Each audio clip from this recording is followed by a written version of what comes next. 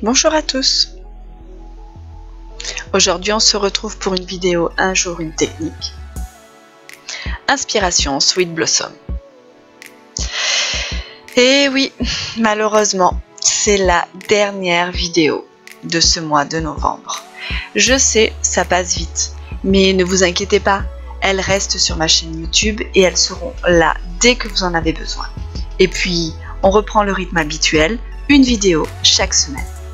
Aujourd'hui, c'est une inspiration Sweet Blossom. Alors, pourquoi inspiration et pourquoi pas Sweet Blossom?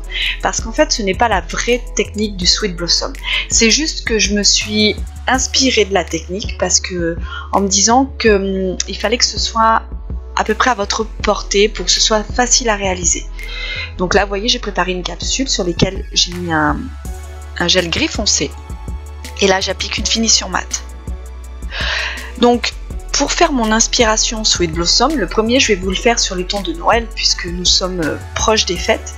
Je vais faire un stamping au gel peint.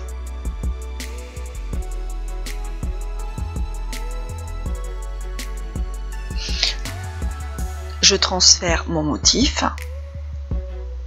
Ensuite, je vais catalyser.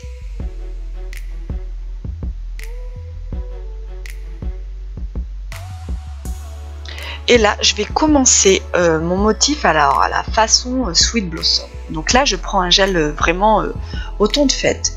Et je vais colorier l'intérieur de mes pétales en mettant le gel de façon un peu épaisse. Alors attention, il ne vous faut pas un gel trop fluide pour faire ce genre de technique, parce que sinon ça va couler partout. On prend le temps de catalyser quasiment à chaque fois, pour éviter aussi que le gel n'ait le temps de glisser. Et je vais remplir quelques pétales de ci de là.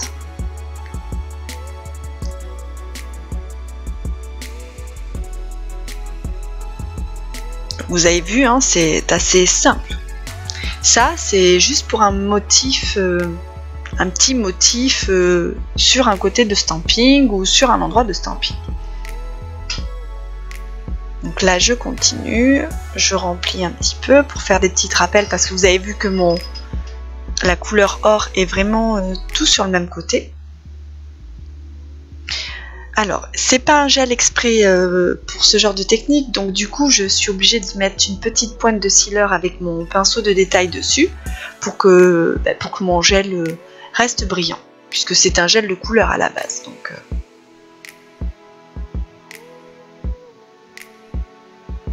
ensuite, je vais catalyser 2 fois 60 secondes.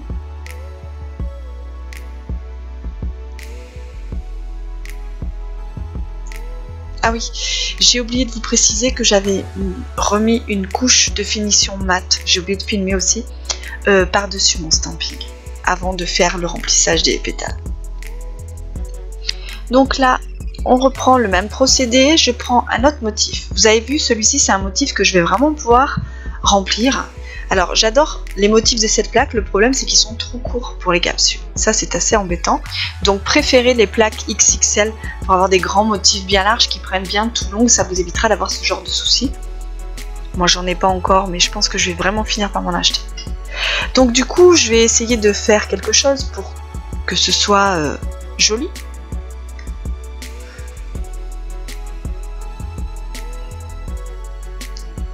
Donc là je viens faire un demi-cercle sur le haut de ma capsule parce que je vais venir poser aussi du gel de couleur dessus pour vraiment essayer de donner mon effet Sweet Blossom.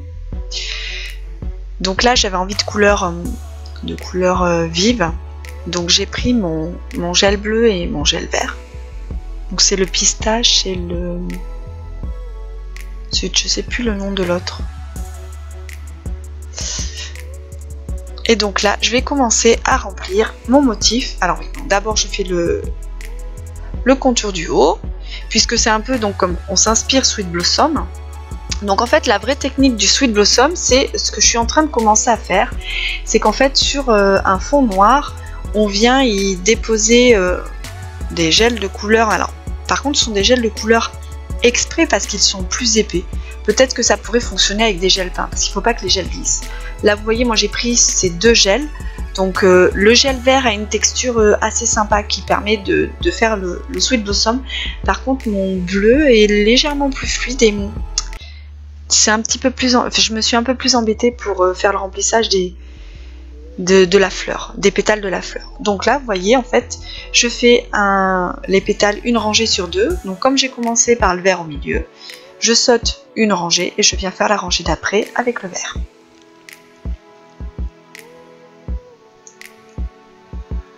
Et je fais mon rempli. Je remplis les pétales un par un avec un petit pinceau de détail. Donc n'oubliez pas, on prend le temps de catalyser à chaque fois entre chaque pétale. Voir si votre gel se tient, vous pouvez faire 2 pétales et vous catalysez.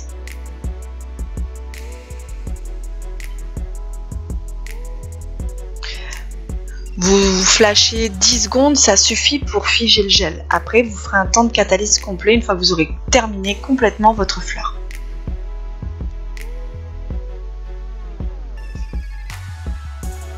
Mais du coup, cette technique vous permet de faire quelque chose qui est très ressemblant au Sweet Blossom, sans vraiment savoir le maîtriser. Alors là avec mon gel bleu je me suis un peu plus embêtée parce que du coup il est un chouïa plus fluide et c'était plus difficile de faire le remplissage des pétales. Bon, je vous ai déjà montré la première étape, donc là j'y suis allée en version très accélérée.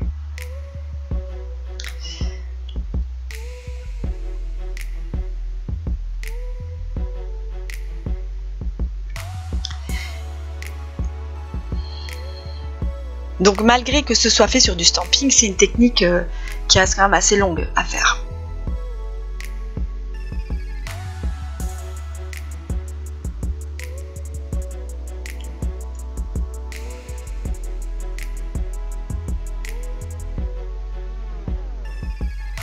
Vous voyez, c'est quand même assez ressemblant.